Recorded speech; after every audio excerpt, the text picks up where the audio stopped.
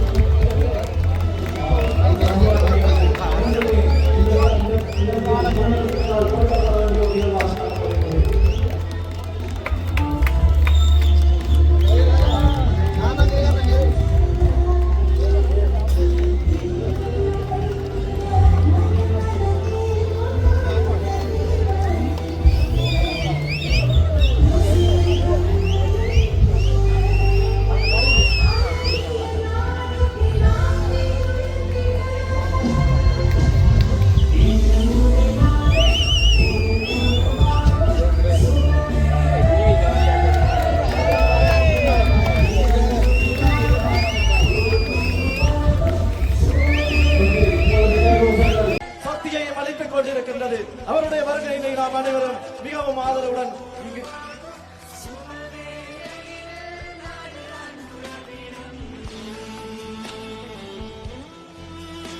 இந்த வரலாற்று நிகழ்வு என்றுமே இந்த இடத்தில் பொன்னெழுத்துக்களால் பொறிக்கப்பட வேண்டிய ஒரு நிகழ்வாக காணப்படுகின்றது.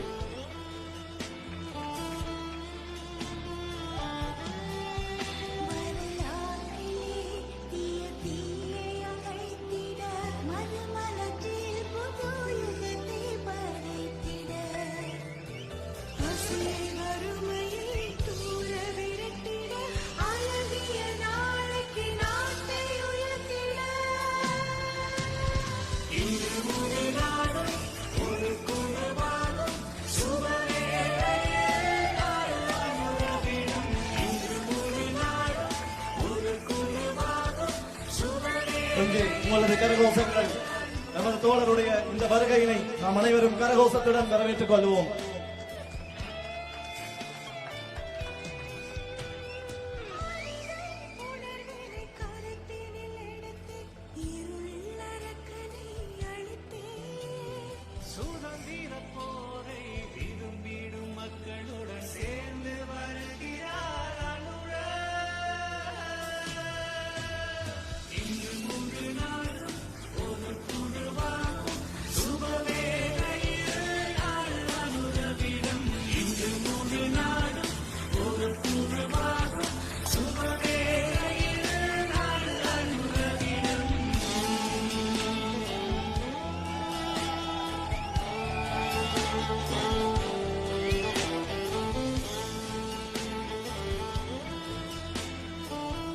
எல்லோரும் அவர்கள் சகோதர சகோதரிகளே, தாய்மார்களே, தந்தைகளே, நான் கூறிக்கொண்டு வந்ததில் விசேடமாக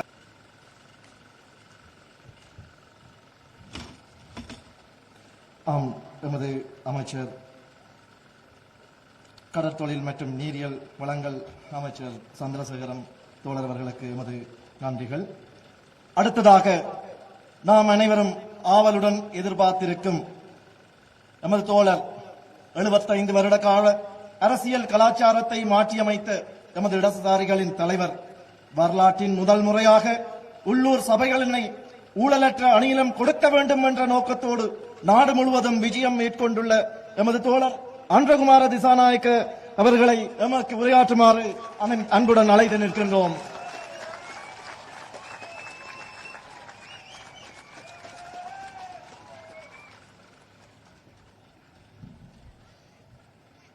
ගෞරවනීය අපේ හාමුදුරන් වහන්සේගෙන් මවිලි විතුමන්ලගෙන් කුරුක්කල් තුමන්ලගෙන් අවසරයි.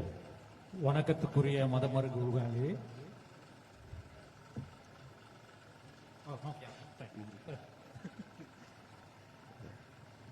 වේදිකාවේ ඉන්නවා පහුගිය පාර්ලිමේන්තු මැතිවරණයේදී මේ යාපනයේ දිස්ත්‍රික්කයෙන් ජාතික ජනබලවේගයට සුවිශේෂී ජයග්‍රහණයක් කරන් දුන්නා. එම ජයග්‍රහණය නියෝජනය කරමින් අපේ ડોક્ટર සහෝදරයා, ඒ වගේම අපේ ඉලන් කුමරන් සහෝදරයා, ඒ වගේම රජීවන් සහෝදරයා නේද?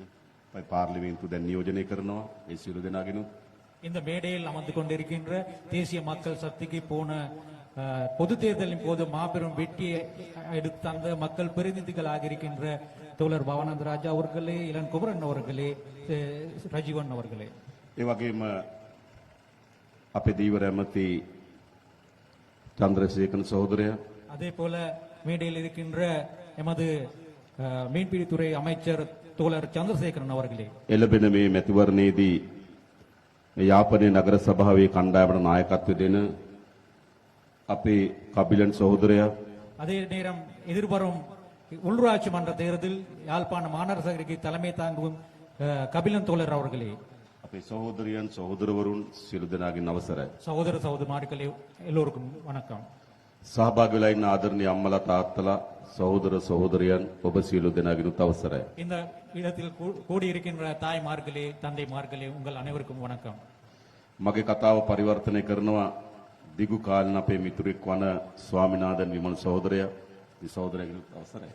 என்னுடைய மொழிபெயர்க்கும் என்னுடைய நீண்ட காலத்து நண்பன் சாமிநாதன் விமல் அவர்களுக்கும் வணக்கம்.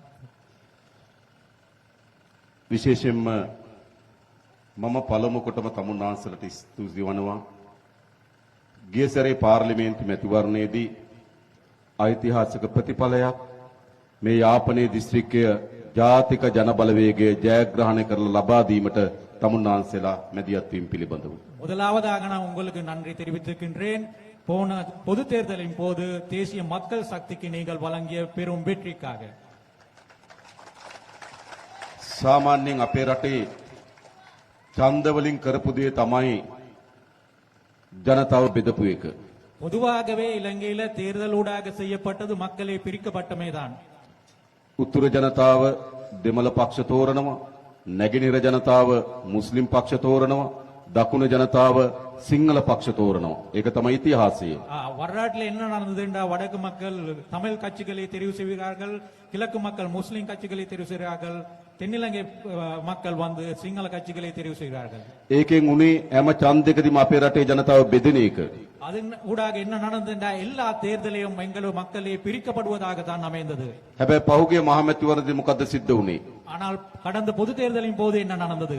උතුර ජනතාවත්, දකුණු ජනතාවත්, නැගෙනහිර ජනතාවත්, සිංහල දෙමළ මුස්ලිම් සියලු ජනතාව தேர்வே ஜாதிக ஜனபலவேகிய. ஆனால் கடந்த தேர்தலில் என்ன நடந்தது என்றால், வடக்கு மக்கள், தெற்கு மக்கள், கிழக்கு மக்கள், சிங்கள மக்கள், தமிழ் மக்கள், முஸ்லிம் மக்கள் எல்லோரும் தெரிவு செய்யப்பட்டது தேசிய மக்கள் சக்தியை. වෙනද ඡන්දවල ජනතාව බෙදෙනවා. அடுத்து முதல் நடந்த தேர்தலின் போது மக்கள் பிரிந்து சென்றார்கள், பிளவுபட்டார்கள். ගිය සැරේදී ඡන්දෙදී ජනතාව එකතු වුණා. போன தேர்தலில் போது மக்கள் ஒன்றுபட்டார்கள். එකතුණු අපි ආයේ බෙදෙනවද? அப்படி ஒன்றுபட்ட நாங்கள் மீண்டும் பிரிந்து செல்வோமா? අපිට බෙදෙන්න ඕනද? நாங்கள் அப்படி பிரிந்து கொள்ள வேண்டிய நிலையில் இருக்கணுமா? අපිට වෙන් වෙන්න ඕනද? நாங்கள் பிரிந்து செல்ல வேணுமா? අපිට ගහමරා ගන්න ඕනද? நாங்கள் அடிபட வேணுமா? අපේ එකිනෙකා කෙරෙහි සැකෙන් ජීවත් වෙන්න ඕනද? நாங்கள் பரஸ்பரமாக சந்தேகத்துடன் வாழ வேண்டுமா? එහෙම රටක් අපිට ඕනේ නෑ. அப்படியான ஒரு நாடு எங்களுக்கு தேவை. ජාතික ජන බලවේගය தேசிய மக்கள் சக்தி මේ රට ගොඩනගන්නේ இந்த நாட்டை සිංහල கட்டியமைக்கப்படுவது දෙමළ මුස්ලිම් අපි කවුරුත් சிங்கள தமிழ் முஸ்லிம் நாங்கள் எல்லோரும் එකට ජීවත් වෙන ஒன்றாக வாழ்கின்ற එකට මියදෙන ஒன்றாக இருந்து போகின்ற එකම මාතෘ භූමියක් ලෙස ஒரே தாயகத்தை கொண்டவர்களாக මේ රටේ සෑම පුරවැසියෙකුටම இந்த நாட்டில் இருக்கிற சகல සමාන பிரஜைகளுக்கும் අයිතිවාසිකම් ලැබෙන சம உரிமைகள் கிடைக்கக்கூடிய සාධාරණ රටක් ගොඩනැගීමයි. நியாயமான ஒரு நாட்டை சாதாரண நாட்டை உருவாக்குவதற்காக එහෙම රටක් ඕන නේද අපිට? அந்த அவ்வாறான ஒரு நாட்டு எங்களுக்கு தேவையா? අපි සැකයෙන් ඉඳලා තියෙනවා. நாங்கள் சந்தேகத்திட்டு இருந்து අපි கொண்டுள்ளோம். වෛරයෙන් ඉඳලා තියෙනවා. நாங்கள் பகைமையுடன் இருந்து கொண்டுள்ளோம். අපි යුද්ධ කරගෙන තියෙනවා. நாங்கள் போர் புரிந்துள்ளோம். මොකද අපිට ඉතුරු වෙලා තිබෙන්නේ? கடைசியா என்ன எங்களுக்கு கிடைத்துள்ளது? මොකද්ද ඉතුරුනේ? என்ன கடைசியாக මා மிஞ்சுது? විනාශයට ලක් වුණු උතුරු පළාතක්, மிகவும் அழிவை நோக்கி சென்று கொண்ட ஒரு வடக்கு பிரதேசம். දරුවා අහිමි වූ දෙමව්පියන්, பிள்ளைகள் இழந்து போன தாய்மார்கள், ඥාතීන් අහිමි වූ ඥාතීන්, உறவினர்கள் இழந்தவர்கள், මිතුරන් අහිමි වූ අය நண்பர்களை இழந்தவர்கள், සියල්ල අපිට අහිමි වුණා. இது எல்லாம் நாங்கள் அழிந்தவர்களாக தான் இருக்கிறோம். උතුරෙත් දකුණෙත් දෙකේ මේ සිද්ධ වුණා. வடக்கிலும் தெற்கிலும் இது நிலவி தான் நடந்தது. අපිට අවශ්‍යදාය එහෙම යුගයක්. අපිට எங்களுக்கு அவ்வாறான ஒரு காலம் திரும்பி தேவையா? අපිට ඕනද එහෙම ගහගන්න? அப்படி அவ்வாறான நாங்கள் சண்டை பிடிக்க வேண்டுமா? දැන් ඒක අපි අවසන් කරන්න ඕන. இப்ப நாங்கள் அதனை முடிவுக்கு கொண்டு வரவானோம். අපේ පරම්පරා යුද්ධ කරගත්තා. எங்களுடைய தலைமுறையை போர் புரிந்தோம். අපේ පරම්පරා ගහගත්තා. எங்களை சண்டை பிடித்தோம். හැබැයි අපි මොකද කරන්න ඕන? ஆனால் நாங்கள் இனி என்ன செய்ய අපේ வேண்டும்? දරුවන්ගේ පරම්පරාවට எங்களுடைய பிள்ளைகளுடைய பரம்பரை යුද්ධ කරගන්න නැති රටක්, போர் புரியாத ஒரு நாடு, ගහගන්න නැති රටක්, சண்டை பிடிக்காத ஒரு நாடு, එකට සමගියෙන් ජීවත් වෙන රටක්, ஒற்றுமையாக வாழ்கின்ற ஒரு நாடு, ජාතික ජන බලවේගයේ මේ ආණ්ඩුව ගොඩනගන බවට මම තමුන්නාන්සල සහතික அந்த කරනවා. ஒரு நாடு தேசிய மக்கள் சக்தி உருவாக்கும் என்பதை நாங்கள் உறுதியாக கூறுகிறேன். තවදුරටත් අපේ රටේ ජාතිවාදය නැහැ. இனிமேலும் இந்த நாட்டில் இனவாதம் இல்லை. ජාතිවාදය වුණ කාටද? யாருக்கு இனவாதம் தேவையாக உள்ளது? ජාතිවාදය වුණ දේශපාලකයට. அரசியல்வாதிகளுக்கு தான் இனவாதம் தேவையாக உள்ளது. ජනතාවට ජාතිවාදය ඕනද? மக்களுக்கு இனவாதம் தேவையா? තමුන්නාන්සල දන්නවා உங்களுக்கு தெரியும், තිස්ස විහාරේ කේන්ද්‍ර කරගෙන ප්‍රශ්නයක් තියෙනවා. திஸ்வபியாரை மையமாக கொண்டு ஒரு பிரச்சனை உள்ளது. මම පහුගියදා පාර්ලිමේන්තු උපදේශකාර සභාවේදී කිව්වා நான் சமீபத்தில் நடந்த நாடாளுமன்ற ஆலோசனை குழு கூட்டத்தில் கூறினேன், තිස්ස විහාරේ ප්‍රශ්නේ විසඳන්න ලේසි. திஸ்வபியாரை பிரச்சனை மிகவும் இலகுவாக முடிவுக்கு கொண்டு வரலாம். ඒ ප්‍රශ්නේ කේන්ද්‍ර කරගෙන ක්‍රියාත්මක වෙන උතුරේ දේශපාලන අයින් වෙන්න. அது அந்த பிரச்சனை மையமாக கொண்டு செயல்படும் வடக்கு அரசியல் அந்த பிரச்சனையிலிருந்து விலக வேணும். ඒ ප්‍රශ්නේ මත පදනම්ව දකුණේ කරන දේශපාලන අයින් කරන්න. அந்த பிரச்சனையை வைத்துக் கொண்டு தென்னிலங்கையில் செய்கிற அரசியல் நிறுத்த வேணும். තිස්ස විහාරේ ප්‍රශ්නේ විසඳන්න පුළුවන්. திஸ்வபியாரை பிரச்சனை ඒ මත තියෙන දේශපාලන ඉවත් කරොත් அதன் மீது தங்கியுள்ள அரசியலை நீக்குவதும் ஊடாகத்தான் அந்த පන්සලේ හාමුදුරන් වහන්සේ அந்த வியாரையில் இருக்க பௌத்த එම ගමේ ජීවත් වෙන පුරවැසියන් அந்த ஊரில் வாழ்கின்ற பிரஜைகள், අපේ නාග විහාරේ හාමුදුරන් වහන්සේ எமது நாகவியாரில் இருக்க பௌத்த பிக்கும் அவர்கள் එකතුනොත් විසඳන්න පුළුවන්. அவர்கள் சேர்ந்தா இந்த பிரச்சனை විසඳන්න නොදෙන්න කවුද? இதுக்கு வேண்டிய யார்? කවුද? யார் දේශපාලකයා. யார் இதனை தடுக்கின்றது? ඒගොල්ලන්ට ආපහු ඕන ජාතිවාදය. அவர்களுக்கு மீண்டும் இனவாதம் தேவை. අපි ආණ්ඩුවක් ලෙස කිසි විටක நாங்கள் அரசாங்கம் என்ற வகையில் කිසිදු ஒருபோதும் පළාතක ජනතාවගේ எந்த ஒரு பிரதேசத்து மக்களுடைய අයිතිවාසිකම් උදුරගන්න, உரிமைகளை பறிக்கிறதுக்காக, උරුමයන් උදුරගන්න உரிமைகளை பறித்தெடுக்கிறதுக்காக කිසිසේත්ම කටයුතු කරන්නේ නැහැ. ஒருபோதும் செயல்பட மாட்டோம். මේ රටේ කොතනක පුරාවස්තුවක් හම්බුණත්, இந்த நாட்டில் எந்த இடத்தில் உள்ள தொல்பொருளியல் காணக்கூடியதாக මේ රටේ இருந்தாலும், කොතනක ඓතිහාසික නටබුන් හම්බුණත්, இந்த நாட்டில் எந்த இடத்தில் கடந்த காலத்து சார்ந்த எச்சங்களை காணக்கூடியதாக இருந்தாலும், අපි ඒවා සිංහලද දෙමළද මුස්ලිම්ද කියලාද බලන්න ඕන. நாங்கள் அது சிங்களமா தமிழ்மா முஸ்லிமா என்றா பார்க்க வேண்டுமா? ඒක වැරදි. அது தவறானது. ඒ පුරාවස්තුව දිහා අපි බලන්න ඕන. அந்த தொல்பொருள்களை நாங்க பார்க்க ඒ வேண்டியது ඓතිහාසික නටබුන් දෙස බලන්න ඕන. அது வரலாற்று ரீதியான ஒரு எச்சங்களாகத்தான் ඒක අපේ රටේම උරුමයන්. அது எமது நாட்டின் மரபுரிமையாகத்தான் நாங்கள் හැබැයි අද பார்க்க මොකද வேண்டும். වෙමින් තිබෙන්නේ? ஆனால் இந்த என்ன நடந்து கொண்டுள்ளது? පුරාවස්තුවක් මතු වුණාම, ஒரு இடத்திலிருந்து ஒரு தொல்பொருளை காணக்கூடியதாக இருந்தால், ඓතිහාසික නටබුන් මතු වුණාම வரலாற்று ரீதியான இடங்களில் இருந்து வரலாற்றியான பொருட்கள் காணக்கூடியதாக ඒක இருந்தால், සිංහලද කියලා හොයනවා. அது சிங்களமாக இருக்குமா, ඒක දෙමළද කියලා அது හොයනවා. தமிழ்மாக இருக்கிறதா என்று ඒක பார்க்க, හින්දුද කියලා හොයනවා. அது ஹிந்துவா இருக்கிறதா என்று ඒක பார்க்க, බෞද්ධාගමද කියලා அது හොයනවා. பௌத்தது என்று பார்க்கிறார். අපි හොයන්නේ මොකද්ද? நாங்கள் என்ன එදා தேடுகின்றோம்? අපේ රටේ කොහොමද තිබුණේ? ஆனால் நாங்க என்ன தேட வேண்டும் அது ඒ උරුමයන්ගෙන් පෙන්වන්නේ මොකද්ද? எங்க நாடு அந்த காலத்தில் என்ன ඒ மாதிரி අපි ආරක්ෂා කරගන්න ඕන. அது என்ன மாதிரி இருந்தது අනාගත පරම්පරාව රැකලා දෙන්න ඕන. அடுத்த வரும் தலைமுறைக்கு அதனை பாதுகாக்க வேண்டும் நாங்கள் பார்க்கிறது. ජාතිවාදියා බලන්නේ එහෙම නෙවෙයි. ஆனால் இனவாதி அப்படி பார்க்கிறது இல்ல. ඒක හින්දුද? இது ஹிந்துவாக இருக்கா ඒක බෞද්ධද? அது பௌத்தமா இருக்கா? ඒ තමයි ජාතිවාදියාගේ ස්වභාවය. அதுதான் இனவாதியுடைய නිසා சுபாவம். මේගොල්ලන්ට ඕන වී තිබෙන්නේ කුමක්ද? எனவே அவர்களுக்கு என்ன தேவையாக உள்ளது? ජාතිවාදී කණ්ඩායම් වලට இனவாத குழுக்களுக்கு என்ன தேவையாக உள்ளது? ඒගොල්ලෝ පරාජයටපත් වුණා. அவர்கள் தோல்வி அடைந்தார்கள். ජනතාව ප්‍රතික්ෂේප කරා. மக்களால் அவர்கள் நிராகரிக்கப்பட்டார்கள். යලි මොකද්ද වෙමින් තිබෙන්නේ? இனி என்ன நடந்து கொண்டுள்ளது? එම ජාතිවාදය මත அந்த இனவாதத்தை එම ජාතිවාදය කේන්ද්‍ර කරගෙන அந்த இனவாதத்தை மையமாக යලි கொண்டு අපේ රටේ ගැටුම් හදන්න උත්සාහ කරනවා. மீண்டும் இந்த நாட்டிலே முரண்பாடுகளை தோற்றுவிக்க මම முயற்சிக்கிறார்கள். ඔබට එකක් කියන්නම්. நான் உங்களுக்கு இது ஒரு விடயத்தை මොන கொடுக்கின்றேன். වේශයෙන් எந்த ஒரு வேடத்தில் මොන வந்தாலும் ආකාරයෙන් எந்த விதத்தில் வந்தாலும் යලි ජාතිවාදය නැගිටින්න උත්සාහ කරොත් இந்த நாட்டில் இனவாதத்தை தலை தூக்க ඒ முயற்சித்தால் පරාජයටපත් කරන්න அதனை தோற்கடிக்கிறதுக்கு ජාතික ජනබලවේගයේ ආණ්ඩුව தேசிய மக்கள் சக்தியுடைய அரசாங்கம் ගත හැකි හැම පියවරක්ම ගන්න බව මම තමුන්වහන්සේට කියනවා. கூடிய ஆகக்கூடிய எல்லா நடவடிக்கைகளும் ஜாதிவாத எடுப்பேன் என்பதை அவசியம் நாங்கள் கூறுகிறோம். நாங்கள் இனவாதத்தை தூண்டிவிட மாட்டோம். අපේ ජාතික සමගිය අවශ්‍යයි. எங்களுக்கு தேவையது இன ஒற்றுமை. මම දන්නවා මේ යාපනයේ ජනතාව எனக்கு தெரியும் இந்த யாழ்ப்பாண மக்கள் පාරම්පරික දේශපාලන නායකයෝ හිටියා. பரம்பரையாக அரசியல் செய்த தலைவர்கள் இருந்தார். පාරම්පරික පක්ෂ තිබුණා. பரம்பரையாக நான் வந்த அரசியல் கட்சிகள் இருந்தது. 1949 හදපු ෆෙඩරල් පක්ෂය තිබුණා. 1949ஆம் ஆண்டுல உருவாக்கப்பட்ட பெரல் கட்சி இருந்தது. දෙමළ විශාල නායකයන් නියෝජනය කරමු TLF තිබුණා. தமிழ் அரசியல் கட்சி பெரிய அரசியல் தலைவர்களை பிரதிநிதித்துவப்படுத்தி දෙමළ කොංග්‍රසය තිබුණා. தமிழ் காங்கிரஸ் இருந்தது. මේ විශාල පක්ෂ තියද්දි இந்த பெரும் கட்சிகள் இருந்தும் போது මහා கூட, නායකයෝ ඉද්දි பெரும் தலைவர்கள் இருக்கும் போது கூட තමුන්වහන්සේලා අපිව තෝරාගත්තා. நீங்கள் எங்களை தெரிவு செய்து අපේ கொண்டிருக்கிறீர்கள். කුමරන්ව තෝරාගත්තා. எங்களுடைய இளங்குமரன் தோழரை தெரிவு අපේ රජීව තෝරාගත්තා. எங்களுடைய ரஜீவன் தோழரை தெரிவு கொண்டிருக்கிறீர்கள். අපේ දොස්තර සහෝදරයා තෝරාගත්තා. எங்களுடைய மருத்துவர் பவனராஜ தோழரை தெரிவு කලු கொண்டிருக்கிறீர்கள். තේරීමක්. அது ஒரு நல்ல தெரிவு. හැමදාම තේරුවේ කවුද? இதுக்கு முதல் என்ன எவரே தெரிவு செய்தார்? පැරණි පක්ෂවලින් பழைய கட்சிகள் இருந்து தான் පැරණි தெரிவு செய்தார். නායකයෝ. பழைய தலைவர்களை தான் தெரிவு ඒ සැරේ செய்தார். තමුන්වහන්සේලා ஆனால் போன தேர்தலின் போது ජාතික நீங்கள் ජනබලවේගයට ඡන්ද දීලා தேசிய மக்கள் சக்திக்கு வாக்களித்து අලුත් කණ්ඩායමක් නියෝජිතයට තෝරාගත්තා. புதிய ஒரு அணியை நீங்கள் உங்களுடைய பிரதிநிதிகளாக தெரிவு செய்தீர்கள். තමුන්වහන්සේලා අපි කරේ විශ්වාස තබුවා. நீங்கள் எங்கள் மீது நம்பிக்கை வச்ச நீங்கள். මම එක සහතිකයක් දෙන්නම්. நான் ஒரு உறுதிமொழியை මොන வழங்குகின்றேன். දුෂ්කර තත්වයෙන් යටතේ හරි எந்த ஒரு கடினமான நிலைமையின் கீழ் තමුන්වහන්සේලා අපි කරේ තබන ලද සහතිකය நீங்கள் எங்கள் மீது வைத்த நம்பிக்கை අප කරේ තිබෙන විශ්වාසය எங்கள் மீதான நம்பிக்கை කිසිසේත්ම බිඳින්න ඉඩ නොදෙන බව මම සහතික කරනවා. எந்த விதத்திலும் முறியடிக்கிறதுக்கு விட மாட்டோம் என்பதை நான் உறுதியாக கூற விரும்புகின்றேன். ඒ වගේම අපිව විශ්වාස කරලා அதே போல எங்களை நம்பி තමුන්වහන්සේලා நீங்கள் විසඳා ගැනීම සඳහා අපේක්ෂා කරන ප්‍රශ්න තියෙනවා. உங்கள் தீர்வு காண முயற்சிக்கின்ற பிரச்சனைகள் உள்ளது. ඒවා අපි විසඳනවා. நாங்கள் அந்த பிரச்சனைகள் මොන මොන தீர்க்கின்றோம். විදිය ලේබල් ගහන්න හැදුවත් எந்த வகையான முத்திரை குத்துறதுக்கு முயற்சித்தாலும் මොන මොන ආකාරයෙන් අපිට විරුද්ධතාවය දක්වන්න උත්සාහ කරා ජාතිවාදී කණ්ඩායම් இனவாத குழுக்கள் எந்தெந்த வகையில் எங்கள் மீது அப்படி எதிர்ப்புகளை நொபியவ, காட்ட முயற்சித்தாலும் அப்படி நாங்கள் நொபியவ.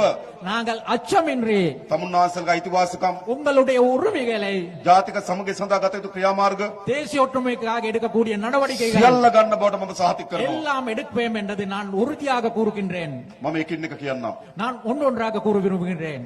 පළමු කොටම முதலாவதாக ආරක්ෂක හේතුන් මත பாதுகாப்பு காரணங்களுக்காக ජනතාවට අයිති ඉඩම් மக்களுக்குரிய காணிகள் පවරගෙන තිබෙනවා.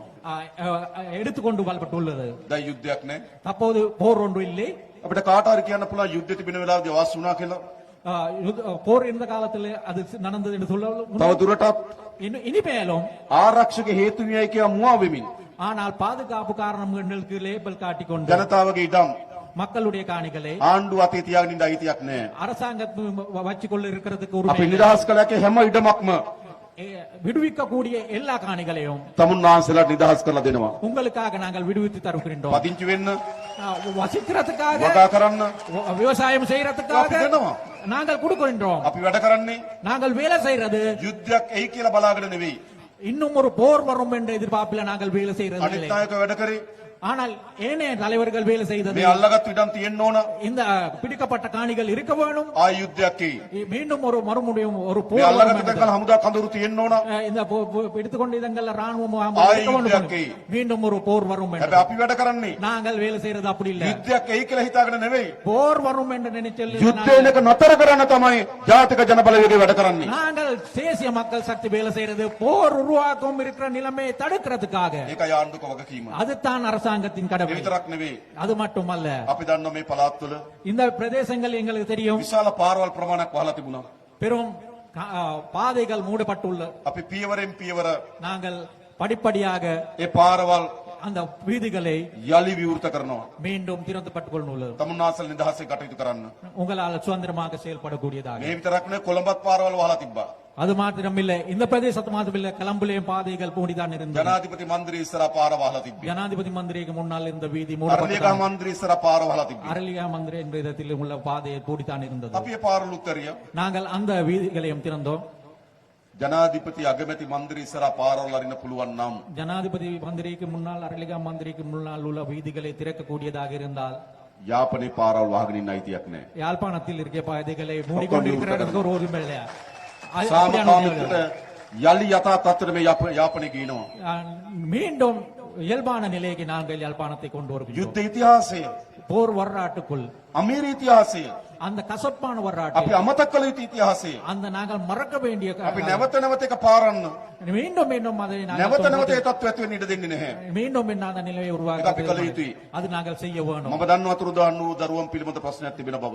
காணாமல் போன ஆக்களுடைய பிள்ளைகள் අපි தொடர்பாக හැකිතරම් தெரிந்திருக்கிறது. උත්සාහ කරනවා. நாங்கள் இயலுமான அளவுக்கு முயற்சிக்கின்றோம். ඔබගේ දරුවා உங்களுடைய பிள்ளை ආණ්ඩුවට බාර දුන්නා නම්, அரசாங்கத்திடம் ஒப்படைக்கப்பட்டதாக පොලිස් இருக்கிறது. ස්ථානයකට බාර දුන්නා නම්, போலீஸ் நிலையத்தின் மீது හමුදා ஒப்படைக்கப்பட்டதாக කඳවුරකට බාර දුන්නා නම්, ராணுவ மீது ඒ දරුවට මොකද ஒப்படைக்கப்பட்டதாக වුනේ කියලා அந்த பிள்ளைக்கு என்ன நடந்தது என்பதை සොයා බැලිය යුතුයි.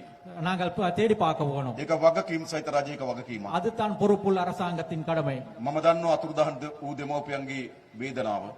பிள்ளைகள் காணாமல் போன தாய்மார்கள் தந்தைமார்களுடைய வேதனை எனக்கு தெரியும். සාමාන්‍ය කෙනෙක් මිය ගියපුවාම ஒரு சாதாரண ஒருவர் இறந்து போன අපි பிறகு දේහය දකිනවා. அவருடைய உடலை நாங்கள் අපි காணக்கூடியதாக අවසන් වතාවත් කරනවා. அவர்களுக்காக இறுதி கிரியைகள் நாங்கள் අපි மேற்கொள்வோம். විසින් ඔසවා ගිහිලා භූමි දාන කරනවා. நாங்களே கொண்டு போயிட்டு அவருக்கான அடக்கம் අපිම செய்வோம். සතියක් දෙකක් කඳුළු හලනවා. நாங்களே ஒரு கிழமை 2 கிழமை அவருக்காக கண்ணீர் ටික වෙලාවක කාලයකදී අපි සුවපත් වෙනවා. கொஞ்ச காலம் போக பொழுது நாங்கள் ஆறுதல் அடைகிறோம். හැබැයි දරුවෙක් අතුරුදහන් වුණාම එහෙම නෙවෙයි. ஆனால் ஒரு பிள்ளை காணாமல் போனால் நிலைமை නැවත அப்படி இல்லை. නැවත අම්මා හිතනවා ජීවත් වෙනවද?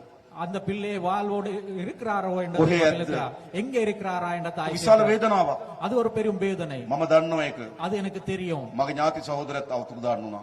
என்னுடைய சகோதரர் ஒருவரும் அவரான காணாமல் போனவர். අපි දන්නවා දෙමව්පියන්ගේ වේදනාව. எனவே எங்களுக்கு தாய்மார்களுடைய ඒ නිසා ඒ தந்தைமார்கள் පිළිබඳව எனவே அது தொடர்பாக වේදනාව සමනය වෙන්න அந்த வேதனை இல்லாமல் දරුවන් ගැන ඇත්ත දේ කිවිය යුතුයි.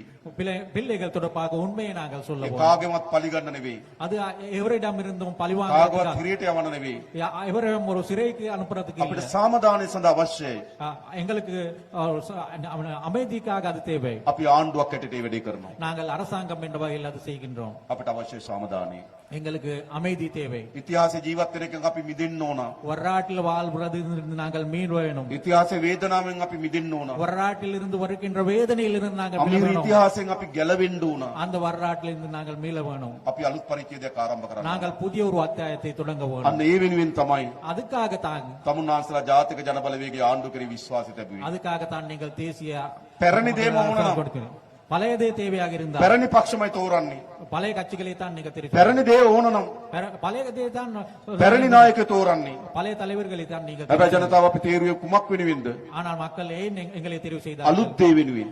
புதிதான விஜயங்கள் අපි සහතික කරනවා. நாங்கள் உறுதியாக கூறுகிறோம். නොබියව அச்சமின்றி ඒ අලුත් දේ කරනවා. நாங்கள் அந்த புதிய விடயங்கள் மேற்கொள்வோம். කරන්න ඕනේ නැද්ද?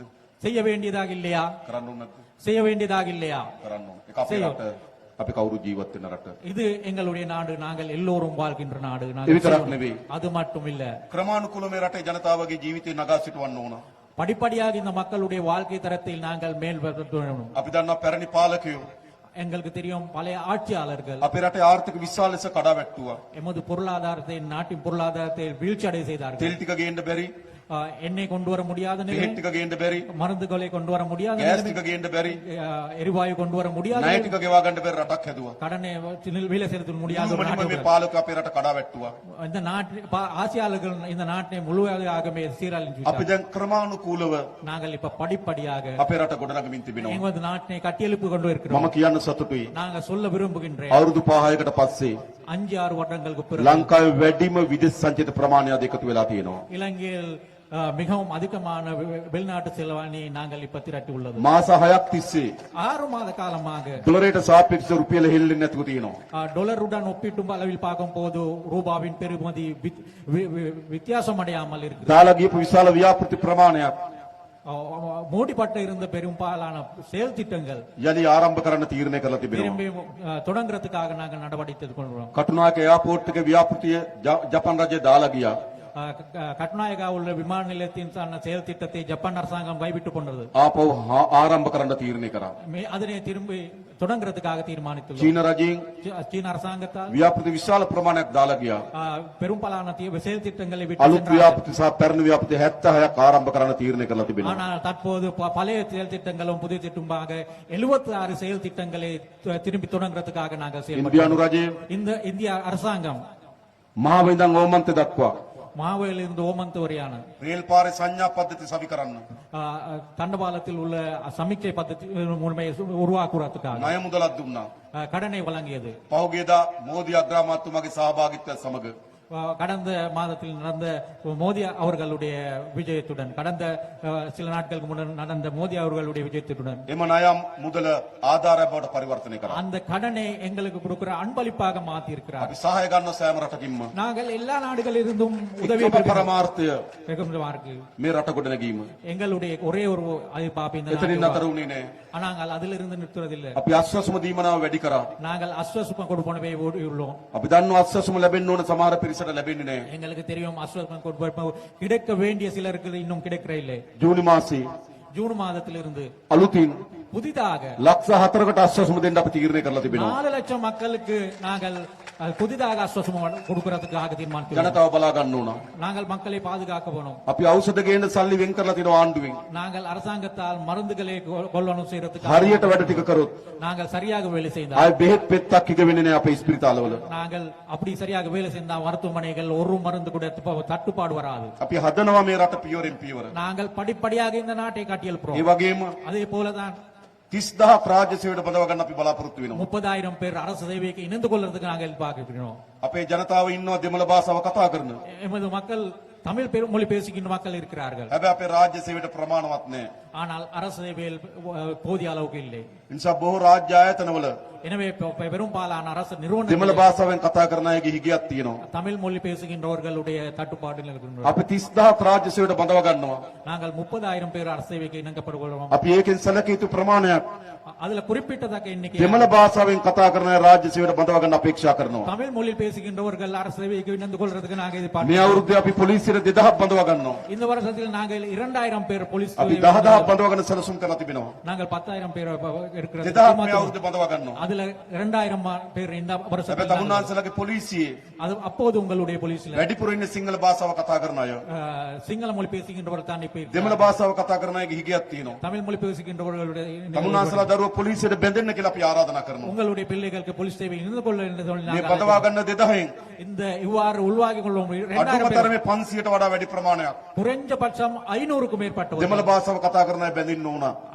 தமிழ் மொழி பேசுகின்றவர்கள் இணையவானோம். තමුන්නාන්සලා පොලිසියට ගියපුවාම நீங்கள் போலீஸ்க்கு போன போது දෙමළ භාෂාවෙන් කතා කරන නිලධාරියෙක් ඉන්න ඕන. தமிழ் மொழி பேசுகின்ற ஒரு உத்தியோகத்தர் இருக்க வேணும். දෙමළ භාෂාව තේරෙන නිලධාරියෙක් ඉන්න ඕන. தமிழ் மொழி புரிந்து கொள்ளக்கூடிய உத்தியோகத்தர் ඒක இருக்க வேணும். තමයි මේ රට අපේ බව දැනෙන්නේ. அப்போதுதான் இந்த நாடு எங்களுடைய நாடு ඒ என்று නිසා ඒ புரிந்து රාජ්‍ය සේවයටත් எனவே அரசு சேவைக்கு පොලිසියටත් போலீஸுக்கும் විශේෂ නාවික හමුදාවට குறிப்பாக கடற்படை ගුවන් හමුදාවට விமானப்படையினருக்கு බඳවා ගන්න කටයුතු කරලා තිබෙනවා. உள்வாங்கிக் கொள்றதுக்கும் நாங்கள் செயல்படுகிறோம். அதன் போது கூட දෙමළ භාෂාව කතා කරන තරුණයන් අපි අපේක්ෂා කරනවා. தமிழ் மொழி பேசுகின்ற இளைஞர்களுடைய මේ උතුරු பங்களிப்பு මුහුද ආරක්ෂා කරගන්න இந்த வடக்கு கடலை பாதுகாத்துக் கொள்றதுக்கு නාවික හමුදාවට විශාල කාර්යභාරයක් තිබෙනවා. கடற்படையினருக்கு பெரும் பொறுப்பு உள்ளது. ඔබගේ දරුවන් බඳවන්න உங்களுடைய பிள்ளைகள் அதுல சேர்க்கப்படும். අපිට ඕන හැම අතිම සමගියෙන් පිරිති රටක්. எங்களுக்கு தேவையான எல்லா வகையான ඒ விதத்திலும் සඳහා අපි කටයුතු කරනවා. அதுக்காக நாங்கள் ඒ செயல்படுகிறோம். විතරක් නෙවෙයි පාසල් දරුවෝ ලක්ෂ 16කට அதனால் மாத்திரம் இல்ல பாடசாலை பிள்ளைகள் இருக்கிற රුපියල් 6000 ගානේ දුන්න පාසල් පොත් උපකරණ මිලදී ගන්නවා. பாடசாலை உபகரணங்களை கொள்வனம் செய்யறதுக்கு 15 கொடுத்தோம். අපි වැටුප් වැඩි කරා. நாங்கள் சம்பளத்தை அதிகரித்துள்ளோம். ආණ්ඩුවක් ලෙස අපි මොකද කරමින් තියෙන්නේ? அரசாங்கம் என்ற வகையில் என்ன செய்து கொண்டிருக்கிறோம்? මුදල් හොරකම් කරන්නේ නැතුව, கல்வி මුදල් නාස්ති කරන්නේ නැතුව, பணத்தை திருவடுக்கலாம் භාණ්ඩාගාරේ මුදල් එක්රැස් කරලා திரை சேகரிக்கு பணத்தை சவாலுக்கு ජනතාවට බෙදා දෙනවා. மக்களிடம் சென்றடைய செய்கிறோம். සියලු නාස්‍ය නතර කරනවා. எல்லா வகையான விரயத்தையும் நாங்கள் මම நிப்பாட்டியிருக்கோம். පහුගියදා நான் கடந்த சில நாட்கள் முன் මේ යාපන දිස්ත්‍රික් සංවර්ධන කමිටුවට ආවා. நான் யாழ்ப்பாண மாவட்ட அபிவிருத்தி குழு கூட்டத்துக்கு பங்கு ඒදී යෝජනා ගණනාවක් අපිට ඉදිරිපත් වුණා. அதன் போது பல திட்ட முன்மொழிவுகள் முன்வைக்கப்பட்டது. අපි හැම යෝජනාවකටම நாங்கள் அந்த எல்லா திட்ட මේ முன்மொழிவுகளும் අයවැය ලේඛනයේ මුදල් වෙන් කරා. இந்த வரவு சில திட்டத்தில் பணம் ஒதுக்கி உள்ளோம். සමහර අය මට කිව්වා சிலர் என்னிடம் சொன்னார், කංකසන්තුරේ ජනාධිපති මන්දිරයක් තියෙනවා කියලා. காங்கிரசின் துறையில் ஒரு ஜனாதிபதி மந்திரி ஒன்று இருக்கிறது என்று கூறினார். මට ඒක එපා. எனக்கு அது தேவையில்லை. ඕගොල්ලන්ට ඕන ජනාධිපති මන්දිරයක් உங்களுக்கு ஜனாதிபதி மந்திரி ஒன்று தேவையா? ඕනද? தேவையா? එපා. தேவையில்லை. ජනාධිපති මාලිගය. ஜனாதிபதி ඔව්. අපි මොකද කරන්නේ?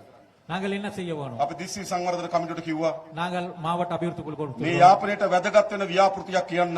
இந்த யாழ்ப்பாணத்துக்கு பிரயோசனமான ஒரு ඒ விஷயம் ව්‍යාපෘතියේ මේ ඉඩම් සහ එම බිල්ඩින් අපි ලබා දෙන්න ලෑස්ති. அந்த காணியம் அந்த கட்டடத்தையும் அந்த செயல் திட்டத்துக்காக நாங்க මේ வழங்க ජනතාව වෙනුවෙන් වැඩ කරන තැන් වෙන්න ඕන. அது இந்த மக்களுக்காக வேலை செய்யறதுக்கு අපේ பயன்படுத்தணும். දරුවන්ට රස්සා හැදෙන තැන් වෙන්න ඕන. அது எங்களுடைய பிள்ளைகளுக்கு தொழில் வாய்ப்பை வழங்குற එහෙම අපි නිදහස් කරනවා ඒවා. நாங்கள் அதில் விடுவிக்கிறோம். ඊට පස්සේ මාර්ග සංවර්ධන අධිකාරී අධ්‍යක්ෂතුමා කිව්වා පාරවල් කැඩිලා කිව්වා. அதே நேரம் வீதிகளை வந்து பழுதான நிலையில் இருக்கிறதாக வீதி அதிகார சபை අපි මේ தலைவர் අයවැය ලීකනේ நாங்கள் இந்த வரவு சில திட்டத்தில் මේ පළාතට இந்த பிரதேசத்துக்கு මෑත කාලේ පාරවල් හදන්න சமீப காலத்தில் வீதிகளை புனரப்பு செய்யறதுக்கு වෙන් කරපු වැඩිම මුදල් ප්‍රමාණය අපි වෙන් කරා. மிகவும் அதிகமான பணத்தொகை මිලියන ஒதுக்கி- 5000. ஆ, දසලක්ෂ 5000ක් වෙන් කරලා තියෙනවා පාරවල් හදන්න. அதாவது 5000 பில்லியன் ஒதுக்கப்பட்டுள்ளது. දැන් නිලධාරි මහතුරු හදන්න ඕන. இப்ப உத்தியோகஸ்தர்கள் அது செய்ய வேணும். පඩි වැඩ කරලා තියෙන හොරකන්නත් බෑ. எனவே உத்தியோகஸ்தர்களுடைய சம்பளத்தை கூட்டி உள்ளது, எனவே களவு செய்ய முடியாது.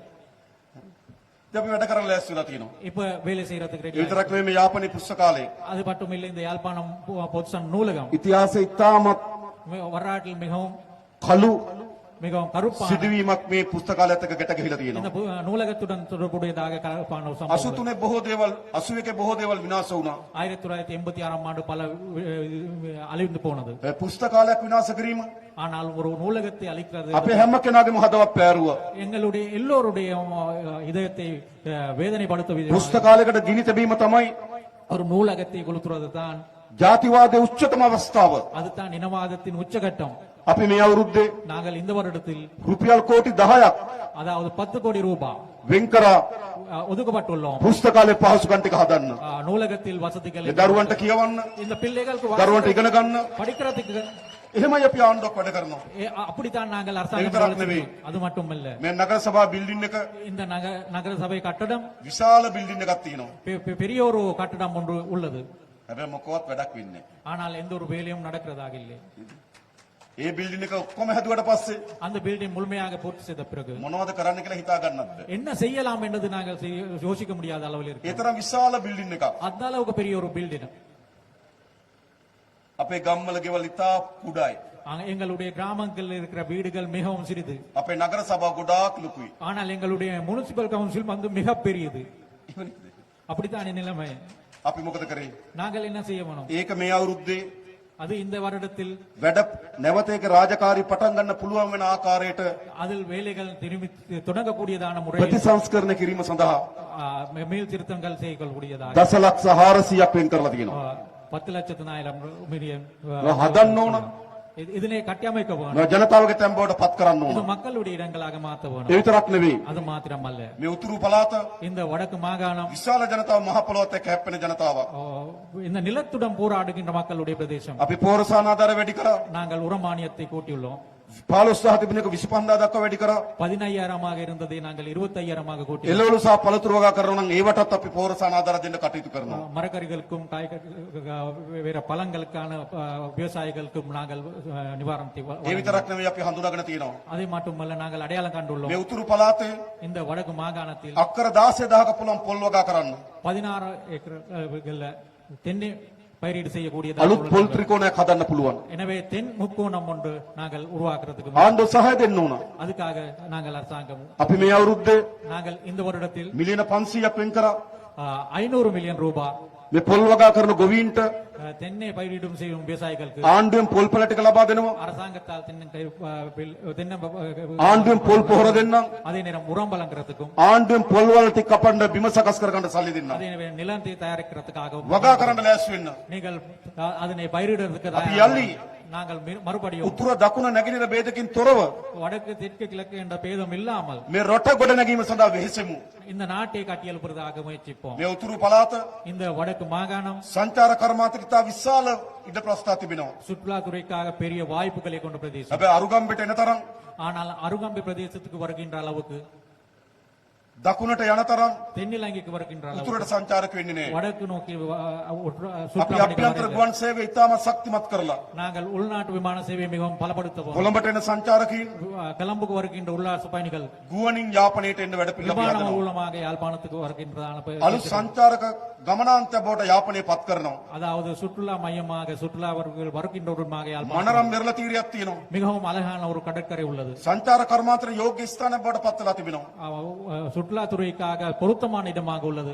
අපි අපේක්ෂා කරන ලබන අවුරුද්දේ நாங்கள் எதிர்பார்க்கின்றோம் அடுத்த வருடத்தில் මේ යාපනයේ නගරය இந்த யாழ்ப்பாண நகரத்தை පැරණි பழைய යාපනය නිරූපණය වෙන ආකාරයේ பழைய யாழ்ப்பாணத்தை சித்தரிக்கப்படுகின்றது නව සංවර්ධ සරස්මක් සහිතව புதிய ஒரு அபிவிருத்தி திட்டத்துடன் යාපනයේ නගරය පිළිඹු කරන්න. யாழ்ப்பாண நகரத்தை கொண்டு வருவதற்கு යාපනයට ඇතුල් වෙනකොට පේන්න ඕන මොකද්ද? யாழ்ப்பாண நகரத்துக்கு உள்நுழையும் போது என்ன தெரியக்கூடியதாக இருக்க வேணும்? වීදුරු පිරුණු கண்ணாடிகளை நிறந்த ඇස්බෙස්ටෝස් වලින් වහලවල් පිරුණු බිල්ඩින්ද அஸ்பெஸ்டஸ் கூரைகள் கொண்ட கட்டடங்களா? නැයිට වඩා ඓතිහාසික උරුමයක් යාපනයේ නියෝජනය කරන්න. ஆனா அதை விட வரலாற்று ரீதியான மரபுரிமை யாழ்ப்பாணம் கொண்டு உள்ளது. ඔවුන්ගේ සංස්කෘතිය அவர்களுடைய ඔවුන්ගේ பண்பாட்டு ඉතිහාසය அவர்களுடைய வரலாற்றினை පිළිඹු වෙන ආකාරයේ பிரதிபலிக்கின்ற මේ வகையில் යාපනය யாழ்ப்பாணத்தை යලි ගොඩනැංවීම සඳහා மீண்டும் மறுபடியும் உருவாக்க මේ වන විට இது போது නාගරික සංවර්ධන අධිකාරිය සැලැස්ම හදනවා. நகர சங்கவர்த்தன அதிகார சபை திட்டம் ලබන අවුරුද්දේ அடுத்த வருடத்தின் போது ඒකට අපි මුදල් වෙන් කරනවා.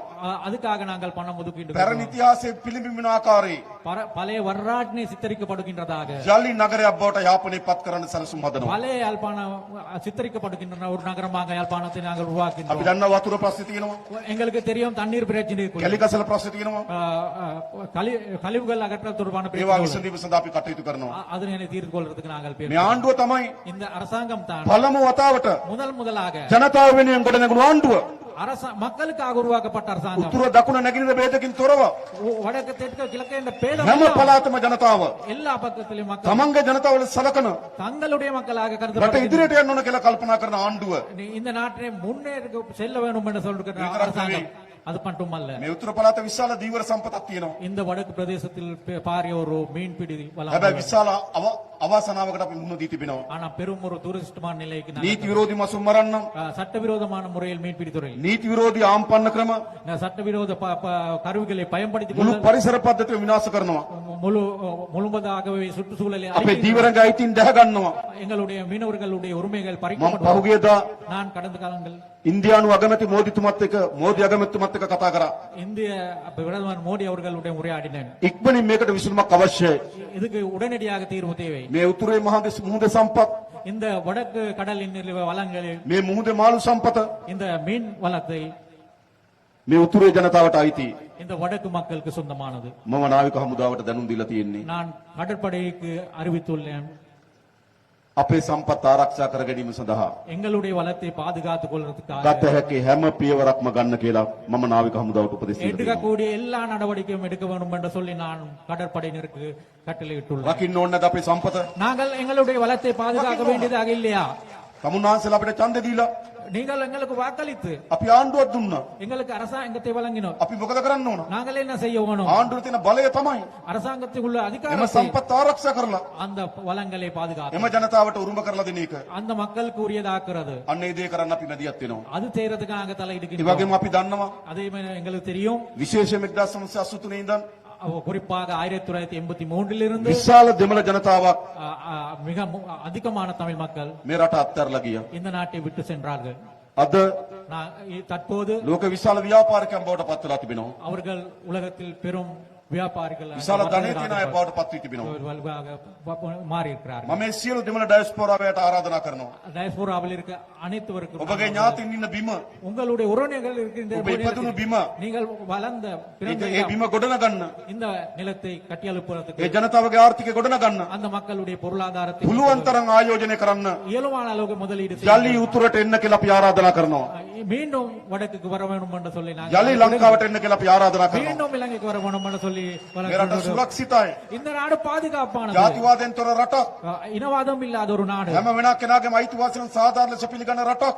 எல்லோருடைய உரிமைகளும் சாதாரணமாக හැම நியாயமாக සංස්කෘතියකටම ගරු කරන රටක්. எல்லா பண்பாட்டினையும் மதிக்கின்ற ஒரு நாடு හැම අයිතිවාසිකම්ම ආරක්ෂා කරන්න පෙළඹෙන රටක්.